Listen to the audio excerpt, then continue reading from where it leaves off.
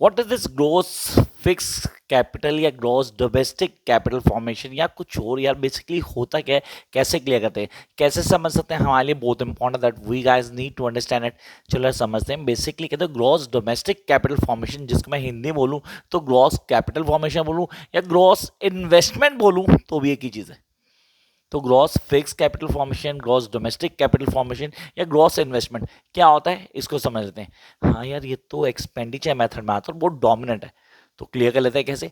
इसको दो पार्ट में बांट सकते हैं। पहला, net domestic capital formation, the first is net domestic capital formation and the second is depreciation.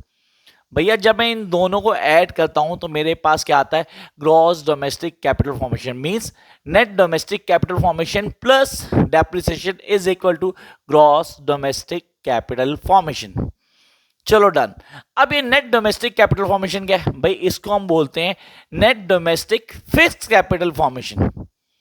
I repeat, this is known as net domestic fixed capital formation plus change in stock, plus change in stock, जिसको आप बोलते हो inventory. I repeat, that is your inventory investment. चलो sir ये भी clear है।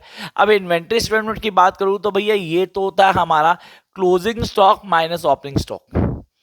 दोबारा clear कर लेते हैं, closing stock minus operating stock is opening, not operating, closing minus opening stock is known as change in stock. सबको क्लियर, सबको क्लियर होना चाहिए, नहीं है तो कोई दिक्कत नहीं है, दोबारा से देखो और समझो।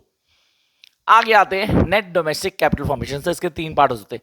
पहला, एक्सपेंडिचर क्या, किस पे, आपने बिजनेस फिक्स्ड इन्वेस्टमेंट की, नेट। आई रिपीट, नेट याद रखेंगे, ग्रॉस नहीं लेना, नेट लेना है।